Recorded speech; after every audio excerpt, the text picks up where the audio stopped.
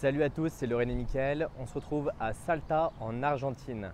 On est parti directement depuis Tupizza hier. On a pris un premier bus pour aller à Villazón. On a traversé la frontière à pied, ça nous a pris une bonne vingtaine de minutes. Après, on a pris un nouveau bus à la Quica pour aller jusqu'à Salta et là, on a mis 8 heures de bus. Donc on arrive à Salta en Argentine vers 23 h. On a récupéré notre logement tranquillement et aujourd'hui, on en profite pour se balader. Il fait vraiment beau, il fait vraiment chaud, c'est hyper agréable. Après, première mission du jour, c'est déjà d'aller trouver du dollar américain pour les échanger contre du pesos argentin. Le taux officiel est d'à peu près 1 pour 350 alors que le taux officieux est de 1 pour 750. Donc vraiment, je vous invite à récupérer du dollar américain pour le faire changer contre du pesos argentin. Sinon, les prix vont être relativement chers sur place. On a fait plusieurs banques et la seule banque qu'on a trouvée, c'est ICBC, il y a Galicia et aussi HSBC. Donc si une de vos cartes passe là-bas, profitez-en pour aller faire du change. Aujourd'hui, on en profite pour visiter la ville tranquillement et puis on verra demain pour aller récupérer une voiture et pour visiter les alentours.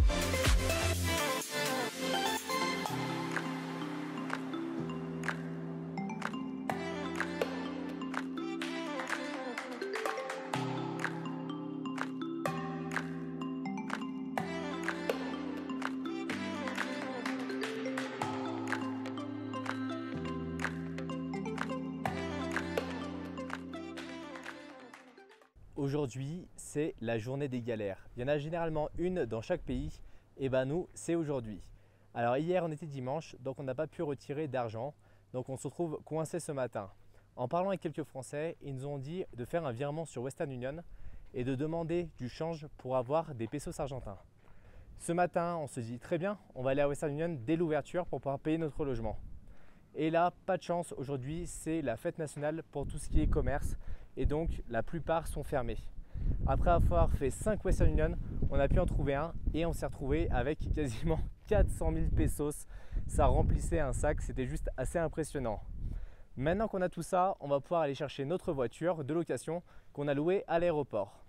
Et la deuxième déconvenue, c'est qu'on avait loué avec FitRent, qui est un des deux loueurs argentins. Le problème, c'est qu'au moment de payer la caution, la carte qui ne passe pas.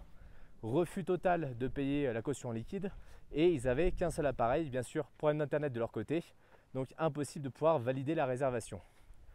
On prend notre mal en patience, on va chez Hertz à l'aéroport et bien sûr, ils n'avaient plus de SUV parce que nous on a besoin d'un SUV en fonction de l'endroit où on va aller. On se retrouve à devoir de nouveau retourner dans le centre-ville et cette fois-ci plus de SUV non plus, donc on a pris un pick-up. Donc on a de la chance, on se retrouve avec un Ford Ranger. Là, on va partir pour à peu près 5 heures de route, ce qui est quand même assez long dans le coin, mais c'est uniquement de la terre battue et c'est pour ça qu'il faut absolument un pick-up ou un SUV et surtout pas une citadine, sinon vous allez vite vous retrouver bloqué. On va aller au parc national de Los Cardones et après, directement, on ira à la Puente del Diablo. On ira dormir ce soir à San Antonio de las Cobres.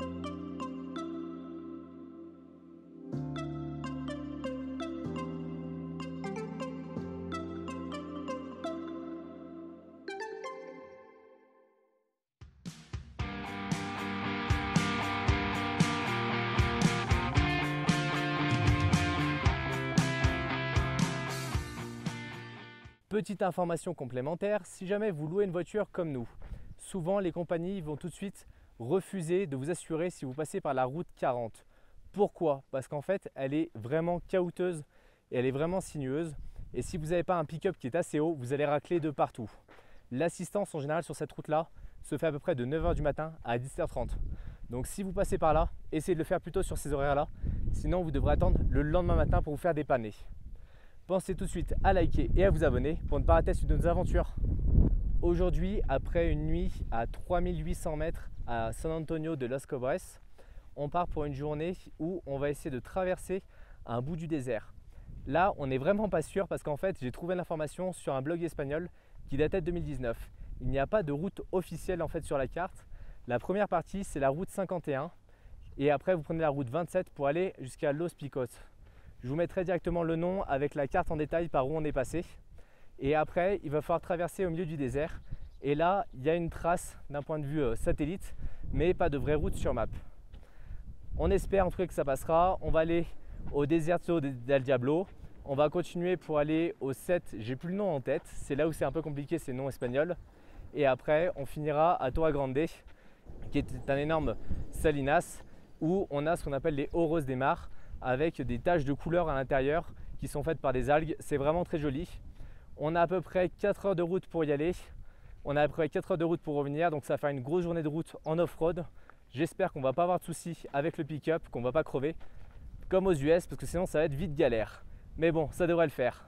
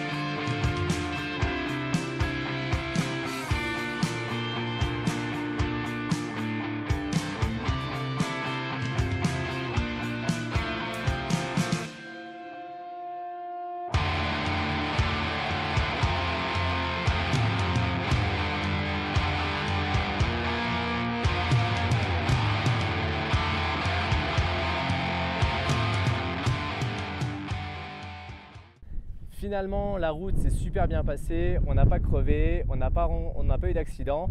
Il y avait certaines personnes qui étaient sur le bas-côté, on a croisé quand même pas mal de monde, sachant que cette route, finalement, elle est en train d'être faite, donc elle est en bien meilleur état que les vidéos que j'ai pu voir de 2019. C'est assez agréable, comptez quand même bien 3 heures, 3 heures et demie en fonction du véhicule que vous avez et en fonction de vos compétences pour rouler sur de la terre battue et dans des trous. Mais globalement, n'hésitez pas à passer en mode 4x4 sur votre pick-up ou sur votre SUV. Dans les endroits où il y a du sable, ça vous évitera de rester bloqué. Aujourd'hui, départ de San Antonio de Los Cobres pour aller à Salta.